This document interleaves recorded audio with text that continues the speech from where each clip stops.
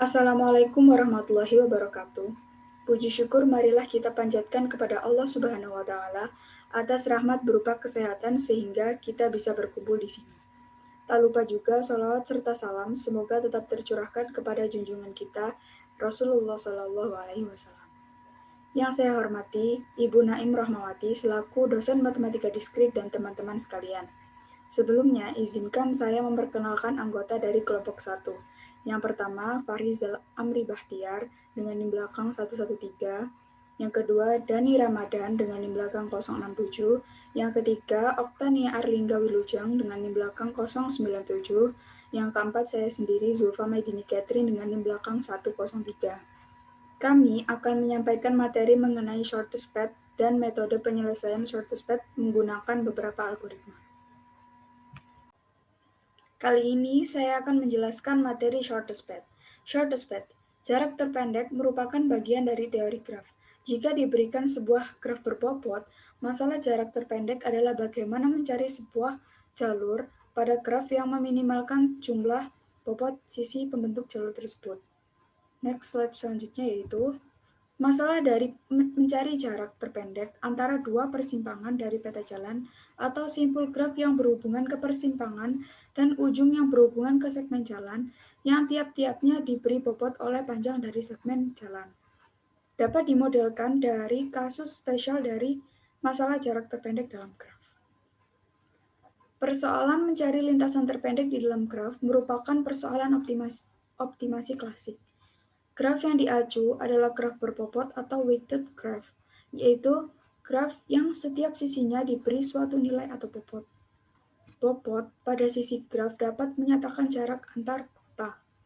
Kata terpendek pada persoalan lintasan terpendek berarti meminimalisasi dari bobot pada suatu lintasan di dalam graf.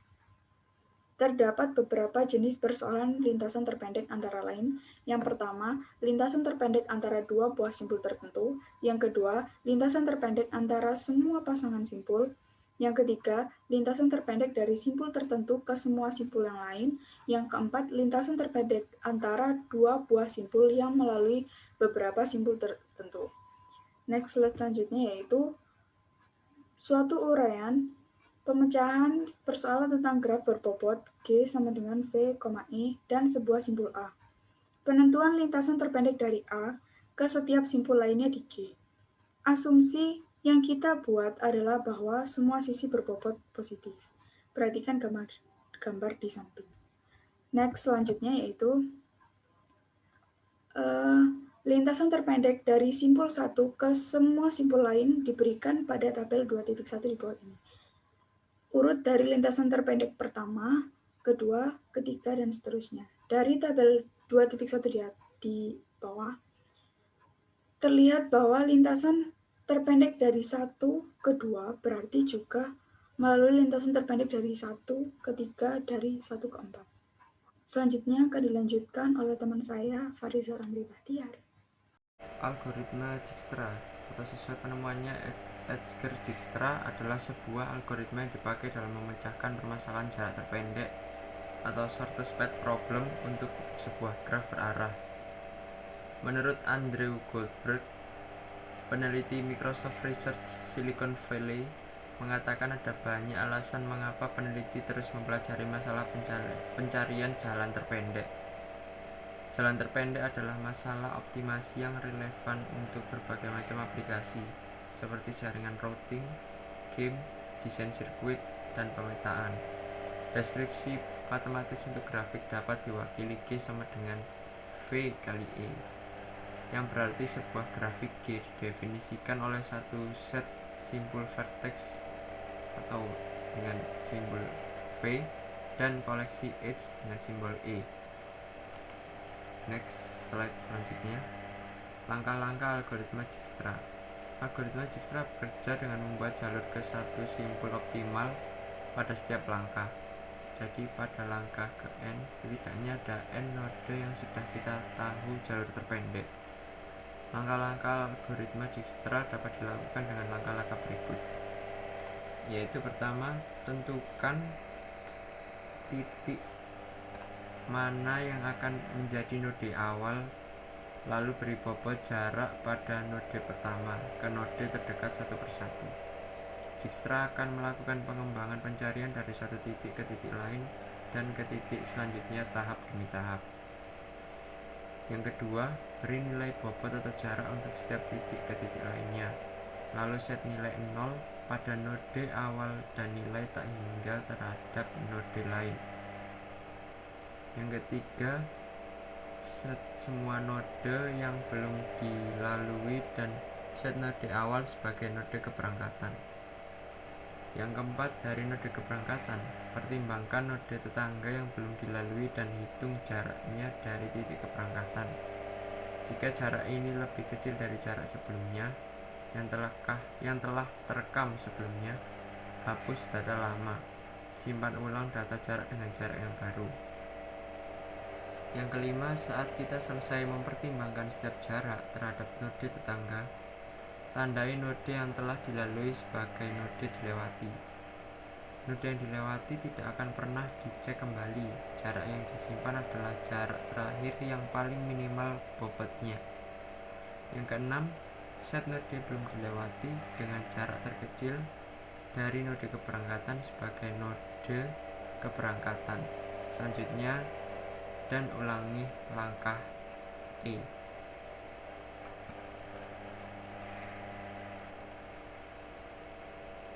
Next slide. Contoh soal algoritma Dijkstra. Hitunglah jarak terdekat dari V1 ke V7 pada gambar berikut ini. Next slide. Dari soal di atas tadi, hasil step-stepnya dapat dilihat pada tabel berikut ini. Dengan demikian, jarak terpendek dari V1 ke V7 adalah 16 dengan jalur V1 ke V2 ke V3 lalu ke V5 ke V6 dan terakhir ke V7.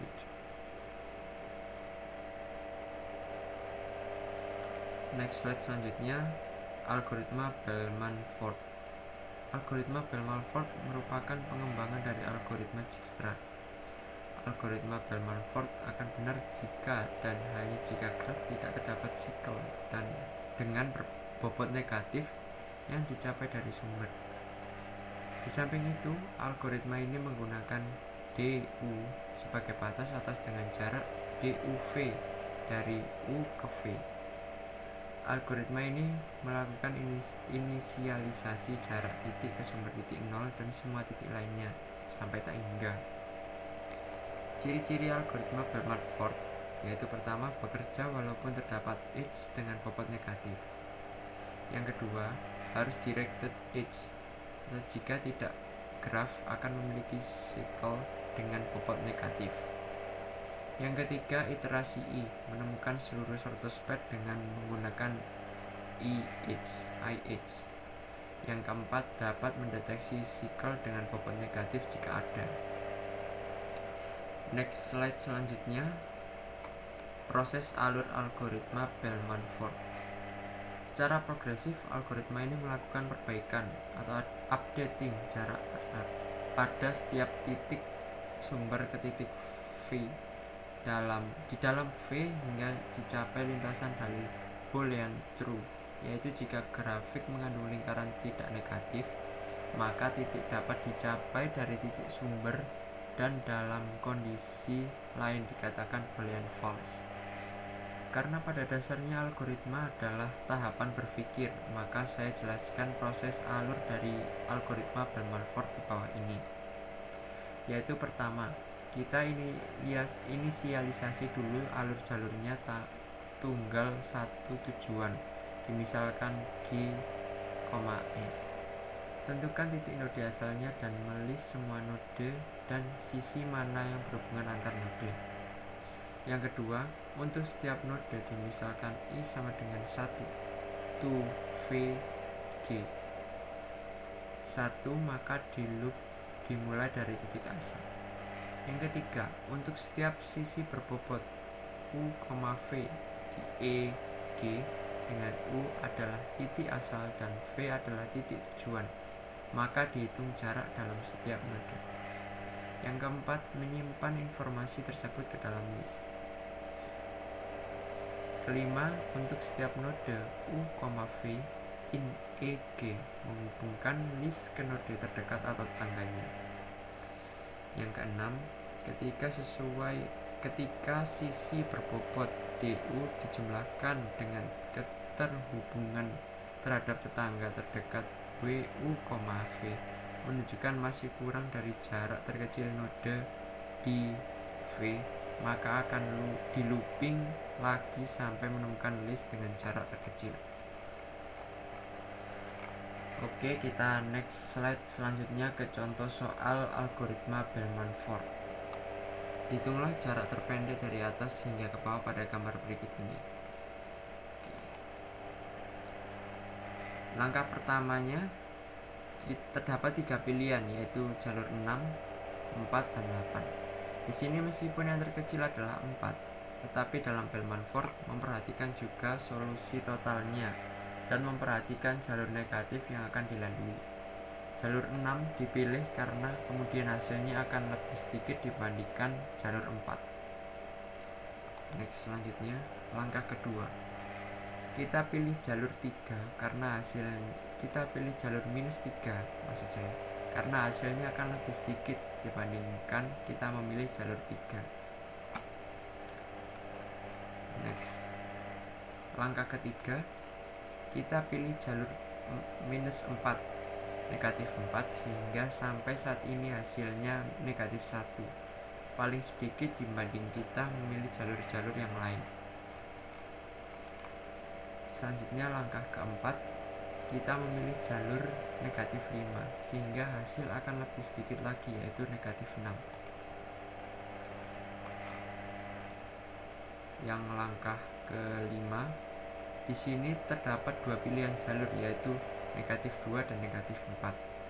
Meskipun negatif 4 lebih sedikit dan akan menghasilkan hasil yang lebih kecil dibanding memilih negatif 2, namun harus kita perhatikan langkah selanjutnya. Pada jalur negatif 4 yang akan kita lewati akan terdapat penjumlahan dengan 4, sehingga menghasilkan hasil akhir yaitu negatif 6.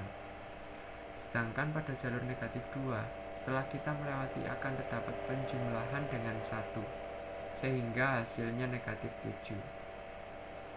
Ini jelas lebih kecil daripada jalur lain. Yang keenam, inilah hasil akhir dari algoritma Bellman-Ford. Dan materi selanjutnya akan dilanjutkan oleh teman saya. Terima kasih.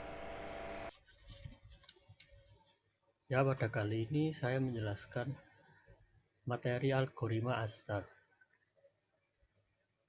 Algoritma Astar adalah algoritma pencarian terbaik dalam mencari jalur terpendek dengan perhitungan terkecil pada jalur dengan simpul awal menuju simpul akhir. Algoritma Astar merupakan salah satu algoritma pencarian rute yang optimal dan komplit. Optimal berarti rute yang dihasilkan adalah rute yang paling baik, dan komplit berarti algoritma tersebut dapat mencapai tujuan yang diharapkan. Algoritma Astar dikenal sebagai salah satu algoritma yang paling sering digunakan untuk pencarian jalur, pathfinding, dan penerusan grafis yang disebut graph traversal, yaitu proses plotting jalur yang paling efisien antar titik yang disebut dengan nodes. Notasi yang dipakai oleh algoritma Astar adalah sebagai berikut. Fn sama dengan Gn plus Hn. Fn yang dimaksud adalah biaya estimasi terendah, sedangkan Gn adalah biaya dari node awal ke node n. Hn yaitu perkiraan biaya dari node n ke node akhir. Terminologi dasar algoritma Astar. Dalam penerapannya, algoritma Astar memiliki beberapa terminologi dasar, di antaranya starting point, simpul atau nodes, atau A, open list, closed list, terus ada harga atau cost, dan halangan atau unworkable. Starting point adalah sebuah terminologi untuk posisi awal sebuah benda. A adalah simbol yang sedang dijalankan dalam algoritma pencarian jalan terpendek. Simbol adalah Petak-petak kecil sebagai representasi dari area pathfinding.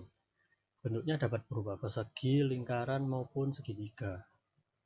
Open list adalah tempat menyimpan data simpul yang mungkin diakses dari starting point maupun simpul yang sedang dijalankan. Closed list adalah tempat menyimpan data simpul sebelum A yang juga merupakan bagian dari jalur pendek yang telah berhasil didapatkan. Harga atau cost adalah nilai yang diperoleh dari penjumlahan. Jumlah nilai tiap simpul dalam jalur terpendek dari starting point ke A. Dan jumlah nilai perkiraan dari sebuah simpul ke simpul tujuan. Simpul tujuan yaitu simpul yang dituju. Halangan atau unwalkable adalah sebuah atribut yang menyatakan bahwa sebuah simpul tidak dapat dilalui oleh A.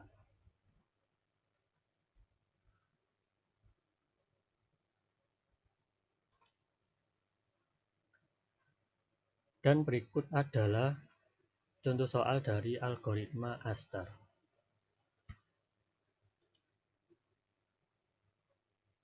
Ini kita memiliki contoh soal. Nah, langkah yang pertama, karena yang di open hanya terdapat satu simpul yaitu S, di mana S adalah starting point-nya, maka S terpilih sebagai base node. Base node selanjutnya adalah FC, karena dari hasil perhitungan F, dia memiliki nilai yang paling rendah. Maka dari itu kita lewat ke C, di mana dia memiliki nilai 80. Nah, langkah kedua, C dengan biaya terkecil yaitu 80, terpilih menjadi base node dan dipindahkan ke close. Semua suksesor C dibuka yaitu F dan H. Lalu dimasukkan ke open. Base node selanjutnya adalah FA, karena FA memiliki nilai 90. Langkah ketiga, A dengan biaya terkecil yaitu 90 sebagai base node dan dipindahkan ke close. Suksesor A dibuka yaitu G, dimasukkan ke open. FG memiliki nilai 115. Base node selanjutnya adalah FF dengan nilai 93 karena nilainya paling kecil. Langkah keempat, F dengan biaya terkecil yaitu 93 sebagai base node saat ini dan dipindahkan ke close. Suksesor F dibuka yaitu H. Karena H sudah di open maka dicek. Ternyata biaya dari C ke H melalui F yaitu 5 tambah 5 sama dengan 10, lebih kecil dari C ke H, yaitu 20. Oleh karena itu, parent dari H yang sebelumnya C menjadi F. Base node selanjutnya adalah FH, karena nilainya lebih kecil. Dan langkah yang kelima, B dengan biaya terkecil yaitu 95 sebagai base node dan dipindahkan ke close. Suksesor B yaitu E, karena sudah open maka dicek. Jarak dari S ke E melalui B masih lebih besar yaitu 130, maka tidak ada perubahan parent dari E.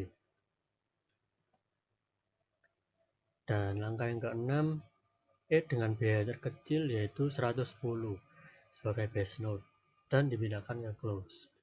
Suksesor E dibuka yaitu G, karena G sudah open maka harus dicek apakah parent dari G perlu diganti. Ternyata biaya S ke G melalui E lebih kecil yaitu hanya 75. Sedangkan dari S ke E melalui A bernilai 115, jadi parent G dirubah ke E. Selanjutnya, G dengan biaya terkecil yaitu 75, terpilih sebagai base node. Karena base node sama dengan goal, berarti solusi sudah ditemukan. Rute dan total biaya bisa ditelusuri balik dari G ke S. Karena setiap simpul hanya memiliki satu parent dan setiap simpul memiliki informasi biaya sebenarnya yang disebut G tadi. Penelusuran balik menghasilkan rute SCFHEG dengan jarak 75 km. Jadi jarak terpendeknya itu dengan melewati S, C, F, H, E baru G, dan itu adalah jarak terpendeknya. Lalu selanjutnya Saya akan membahas algoritma Floyd-Warshol. Algoritma Floyd-Warshol adalah salah satu varian dari pemrograman dinamis, yaitu suatu metode yang melakukan pemecahan dengan memandang solusi yang akan diperoleh sebagai suatu keputusan yang saling terkait. Artinya, solusi-solusi tersebut dibentuk dari solusi yang berasal dari tahap sebelumnya dan ada kemungkinan solusi lebih dari satu. Algoritma Floyd-Warshol merupakan sebuah contoh penerapan dari pemrograman dinamis yang diperkenalkan oleh Robert Floyd pada tahun 1962. Namun, pada dasarnya memiliki kesamaan dengan algoritma yang pernah diperkenalkan sebelumnya oleh Bernard Roy pada tahun 1959 dan juga Stephen Warshol pada 1962. Algoritma Floyd-Warshol juga dikenal dengan algoritma Floyd, algoritma Roy-Warshol, algoritma Roy-Floyd, dan algoritma WFI.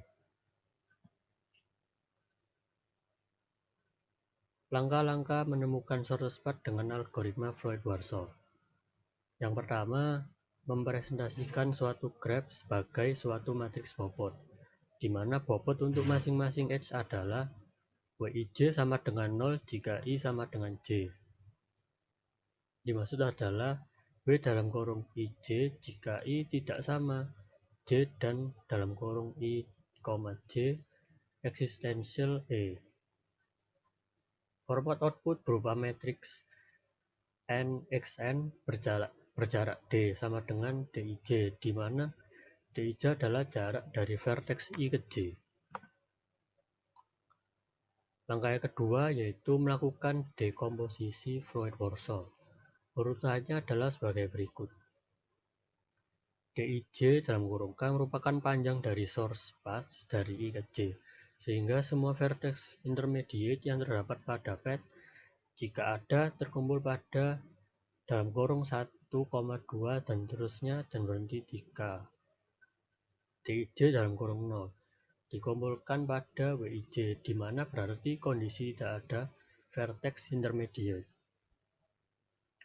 D dalam kurung K menjadi matriks NXN atau dalam kurung Dij K. K-nya dikurung. Dan setelah itu tentukan Dij dalam kurung N sebagai jarak dari I ke J. Jadi yang dilakukan selanjutnya adalah menghitung Dn yang beranggotakan elemen-elemen Dij. Lalu hitung D dalam kurung K untuk K sama dengan 0, 1, dan seterusnya dan berhenti di N. Langkah yang ketiga yaitu menentukan struktur shortest path. Dalam hal ini harus dilakukan dua pengamatan terlebih dahulu sebelum melangkah lebih jauh, yaitu sebuah shortest path tidak memuat vertex yang sama sebanyak dua kali, dan path yang memuat vertex dua kali merupakan cycle. Untuk sebuah shortest path dari I ke J dengan beberapa vertex intermediate pada path dipilih dari kumpulan kurawal 1,2 dan seterusnya dengan dua kemungkinan. Yang pertama, K bukan vertex pada path. Path terpendek mempunyai panjang Dij dalam kurung K-1, atau K adalah vertex pada path. Path terpendek mempunyai panjang Dik dalam kurung K-1 ditambah Dkj dalam kurung K-1. Setelah melakukan pengamatan di atas, kemudian dilakukan penentuan shortest path dari I ke J yang memuat vertex K. Shortest path tersebut memuat sebuah subpath dari I ke K dan sebuah subpath dari K ke J. Setiap subpath hanya dapat memuat vertex intermediate pada dalam kurung 1, dan seterusnya hingga K-1, dan sedapat mungkin haruslah paling pendek. Beri nama panjangnya Dik dalam kurung K-1 dan Dkj dalam kurung K-1, sehingga path mempunyai panjang Dik dalam kurung K-1 ditambah Dkj di kurung K-1. Dengan menghubungkan dua persamaan tersebut, maka didapat Dik dalam kurung K sama dengan min kurawal Dij dalam kurung K-1, DIK dalam kurung K-1 ditambah DKJ K-1. Dan langkah yang terakhir yaitu melakukan iterasi. Dimulai dari iterasi ke 0 sampai dengan N. Perhitungan yang dilakukan adalah menentukan D dalam kurung 0 atau iterasi ke 0 sama dengan dalam kurung WIJ, di mana WIJ merupakan matriks bobot. Menentukan D dalam kurung K dengan menggunakan DIJ dalam kurung K sama dengan min kurawal DIK dalam kurung K-1, DIK dalam kurung K-1 ditambah DKJ dalam kurung K-1 tutup kurung. Untuk K sama dengan 1 dan seterusnya, di mana N adalah jumlah vertex-nya. Hasil akhir dari algoritma Floyd-Warshol adalah matriks untuk iterasi ke N. Dari matriks ke N ini dapat dilihat shortest path untuk setiap vertex pada suatu graf. Dan materi selanjutnya akan dibacakan oleh teman saya. Selanjutnya, saya akan menjelaskan materi algoritma Johnson. Algoritma Johnson adalah dapat digunakan untuk graf yang berbobot negatif dan untuk menyelesaikan masalah lintasan terpendek di setiap titik ke semua titik lain. Algoritma Johnson bertugas untuk mengonstruksi graf yang baru dengan menambahkan graf baru pada graf dan memberi bobot sisi yang keluar dari titik baru tersebut dengan 0. Langkah selanjutnya adalah mencari lintasan terpendek dari titik baru ke semua titik lain. Tujuan utamanya adalah menemukan urutan pekerjaan yang optimal untuk mengurangi max span atau jumlah total waktu yang dibutuhkan untuk menyelesaikan semua pekerjaan. Lintasan terpendek tersebut digunakan untuk mengubah bobot semua sisi pada graf baru agar bobot semula bernilai positif. Setelah itu dicari lintasan terpendek dari tiap titik ke semua titik lain dengan mengubah hasilnya dengan menggunakan hasil dari perhitungan berupa matriks. Dari matriks ini dapat diketahui panjang lintasan terpendek dari titik ke semua titik lain. Next slide selanjutnya yaitu langkah algoritma Johnson. Langkah algoritma Johnson adalah sebagai berikut. Yang pertama, mengonstruksi graf baru G dengan cara menambahkan titik baru. Yang kedua, setiap titik V di V. 0 itu W dalam kurung S, V, hingga itu W dalam kurung V, S. Yang ketiga, menjalankan algoritma Bell-Manford pada graf baru. Jika terdapat bobot negatif, maka selesai. Jika terdapat bobot negatif, maka dihitung D dalam kurung S, V, V elemen V. Yang keempat, setiap dalam kurung U, V itu di E. Yang kelima, setiap V di V dijalankan algoritma Dijkstra untuk menghitung D dalam kurung U, V. Yang keenam, setiap dalam kurung U, V di V, D dalam kurung U, V sama dengan D dalam kurung U, V plus D SV dikurangi D dalam kurung S, U. Selanjutnya akan dilanjutkan oleh teman saya, Oktania Arlinda Wilujeng. Di sini saya akan menjelaskan mengenai algoritma Viterbi. Algoritma Viterbi adalah algoritma pemrograman dinamis untuk menemukan urutan yang paling mungkin dari status tersembunyi. Disebut jalur Viterbi yang menghasilkan urutan peristiwa yang diamati, terutama dalam konteks Markov tersembunyi atau HMM. Dasar dari algoritma Viterbi ini adalah metode dekode konvolusi. Kita menggunakan decoder trellis untuk dekode data yang diterima. Tujuan dari algoritma Viterbi ini yaitu untuk menemukan jalur terbaik trellis yang mengarah ke urutan yang diterima. Proses dari algoritma Viterbi yaitu membuat encoder trellis. Dari encoder trellis, buatlah diagram trellis. Cocokkan bobot sehubungan dengan diagram trellis, lalu temukan jalur pembobotan minimum di trellis. Demikian presentasi dari kami. Apabila ada salah kata, mohon dimaafkan. Terima kasih. Wassalamualaikum warahmatullahi wabarakatuh.